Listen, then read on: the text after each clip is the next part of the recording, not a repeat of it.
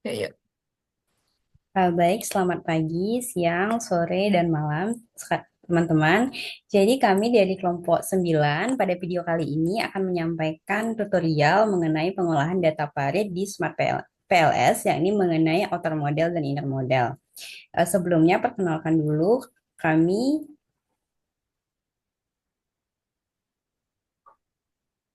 eh, jadi saya sendiri, Nurul Depi Karisma Dewi, dengan NIM akhir 220, serta rekan-rekan saya. Perkenalkan, saya Yustia Sagung Septiawati dengan NIM akhir 035. Perkenalkan, nama saya Nyuman Vita Melani dengan nomor 237. Oke, jadi tadi setelah kita berkenalan, kita langsung saja ke yang pertama, yakni mengenai outer model. Baik, untuk outer model ini akan dijelaskan oleh Gesa. Baik, terima kasih atas kesempatannya. Jadi sebelum kita olah data untuk data valid ini, kita harus mengetahui terlebih dahulu untuk rangka konseptual data valid tersebut, yang dimana H1 itu berpengaruh positif terhadap Y, yaitu herding bias, berpengaruh positif kepada investasi, lalu H2 yaitu loss aversion bias X2 berpengaruh positif terhadap keputusan investasi, overconfident bias X3, hipotesis ketiga berpengaruh positif terhadap keputusan investasi, dan yang terakhir, regret aversion bias X4, yaitu hipotesis 4 berpengaruh positif terhadap keputusan investasi.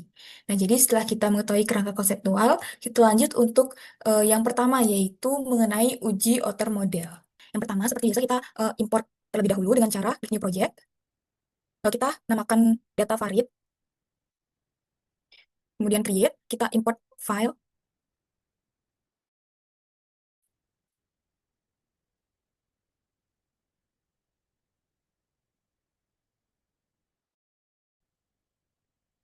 Nah, lalu kemudian setelah tampilan seperti ini, kita bisa import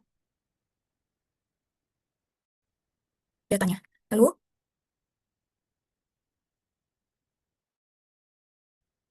setelah muncul tampilan seperti ini, artinya data yang tadi di Excel sudah terdata di Smart PLS. Lalu kemudian kita back. Lalu selanjutnya kita harus membuat modelnya terlebih dahulu. Kita di sini pilih model tag-nya yaitu PLSM. Lalu untuk model name-nya kita gunakan nama data varit.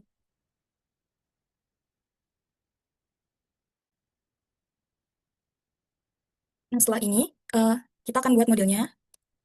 Yang pertama yaitu X1, herding bias.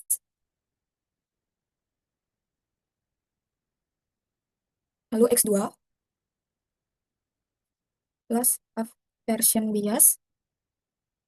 Lalu itu kita connect semua variabel X ini ke variabel Y.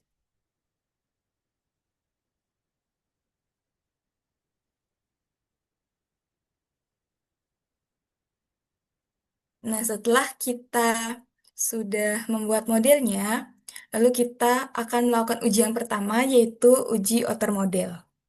Nah, uji outer S, kita klik calculate,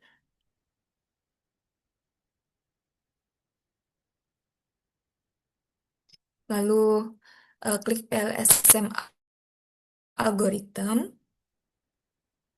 Setelah itu start calculate. Untuk yang pertama, yaitu kita harus melihat nilai outer loading-nya. Untuk nilai outer loading, kita bisa klik di bagian final result, di bagian outer loading. Nah, jadi di sini sudah terlihat nilai outer loading-nya pada tabel yang tertera di PPT. Lalu kemudian setelah kita melakukan uji validitas konstruk, kita lanjut untuk uji validitas diskriminan. Nah, uji validitas diskriminan ini untuk memastikan bahwa setiap konstruk itu berbeda dari konstruk lainnya. Kita beralih ke Smart PLS. Untuk uji validitas diskriminan yang pertama, kita lihat dari funnel locker-nya. Untuk melihat nilai funnel locker, kita klik diskriminan validity.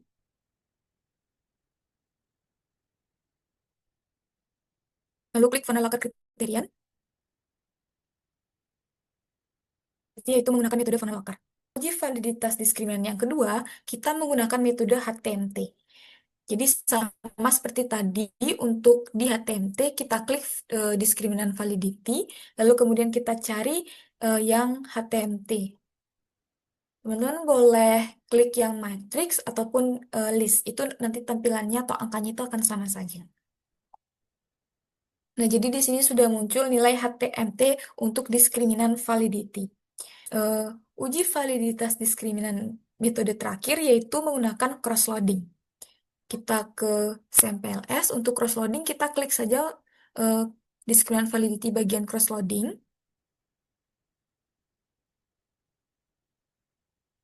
Nah, kemudian akan muncul nilai-nilai cross-loading dari diskriminan validity untuk data valid. Lalu setelah kita eh, melakukan uji validitas, yang terakhir yaitu uji reliabilitas. Nah, jadi uji ini tujuannya untuk memastikan pengukuran konsisten dan stabil. Jadi dilihat dari tiga, yaitu nilai comeback alpha-nya, lalu composite reliability-nya, dan yang terakhir AVE-nya. Kita lanjut ke sampel S. Yang pertama yaitu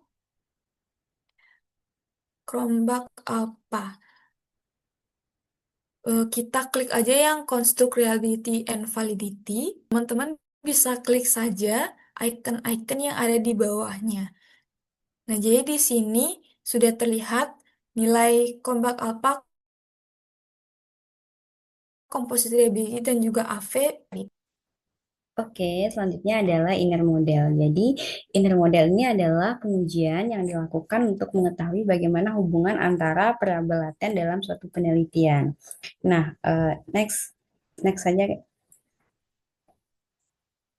Nah, jadi inner model ini ada beberapa, bisa dilihat di tabel. Ini ada beberapa inner model yang akan diuji beserta dengan syarat-syaratnya. Kita langsung aja ke yang pertama yaitu fit ke sampel LS-nya aja.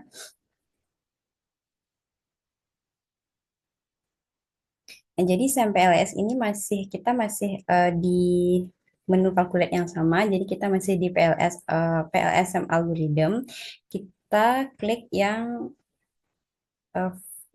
FIP, ya collinearity statistic FIP. Nah, di bawah diskriminan validity. Kemudian yang kedua adalah koefisien determinasi atau R square. Kita ke SampleS-nya, ya kita naik ya di R square, klik aja yang R square.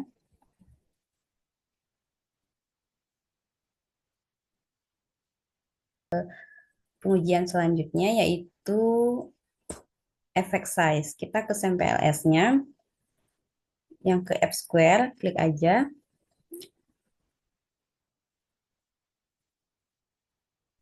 Kemudian ke pengujian selanjutnya adalah predictive relevance. Kita back, kemudian kita klik calculate. Kemudian kita pilih PLS predict.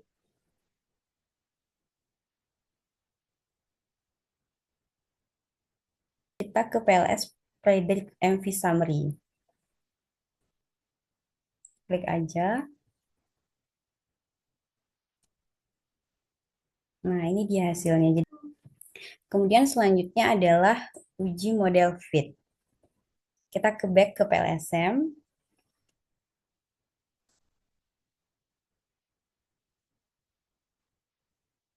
Kita back ke PLS-nya. Kemudian kita klik edit. Calculate. Terus klik PLSM algorithm. Jadi kita balik lagi ke PLSM algorithm. Nah, kemudian kita scroll ke bawah. Nah, klik yang model fit. Klik aja, jadi ini hasilnya. Kemudian selanjutnya, kita ke uji selanjutnya yaitu uji hipotesis. Kita ke PLSM, edit, terus kita klik calculate, kita pilih bootstrapping. Nah, jadi karena hipotesis kita tadi ada arahnya, kita pilih yang one tail. Kalau nggak ada arahnya, kita pilih yang two tail. Langsung aja start calculation.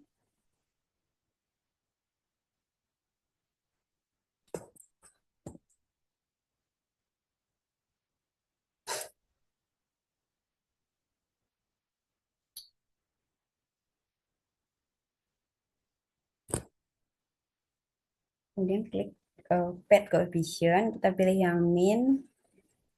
Nah, ini dia hasilnya. Baik, selanjutnya pengujian robustness check. Robustness check merupakan serangkaian uji tambahan dalam PLSM untuk memastikan bahwa model yang diestimasi sudah kuat, stabil, dan tidak bias. Baik, kita langsung untuk di olah data SMPLS-nya, kita klik edit, lalu calculate, pilih menu yang CTA. Untuk test type-nya kita ganti ke tutil karena pada kerangka konseptual sudah ada arah positifnya. Lalu start calculate.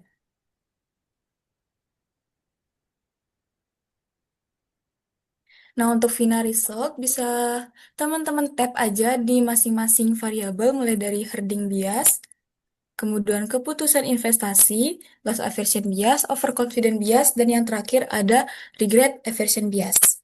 Baik, untuk pengujian robustness selanjutnya yaitu non-linearity. Kita langsung ke aplikasi SampleF, kita tap quadratic effect, lalu klik yang bagian biru, setelah itu calculate, pilih bootstrapping, untuk test type kita pakai one tail, lalu start calculate.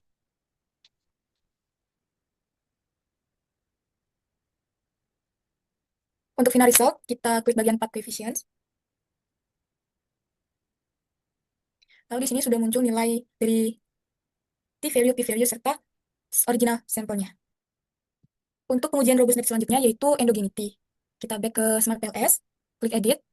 Sebelum kita run untuk endogeneity, kita delete dulu bagian quadratic effect-nya di masing-masing variabel. Lalu setelah itu, kita klik Gaussian copula, klik bagian biru. Setelah itu, calculate, pilih bootstrapping, test type-nya one tail, lalu kemudian start calculate.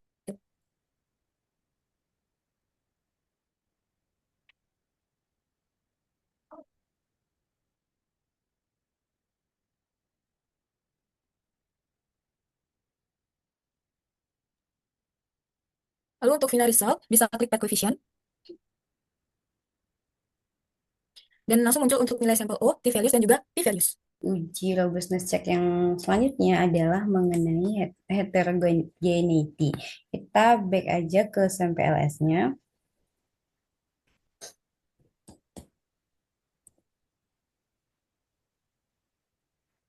Klik edit. Sebelum kita uji heterogeneity, kita terlebih dahulu hapus dulu Gaussian copulanya. Kemudian kita klik calculate. Kita pilih menu VMix segmentation. Nah, untuk number of segmennya, pilih 2. Langsung aja start calculation.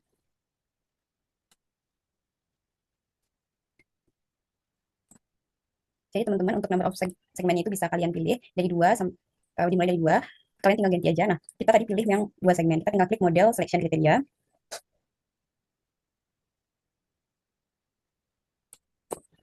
Ini dia hasilnya. Nah, selain model selection kriteria, kita juga harus lihat segmen size-nya.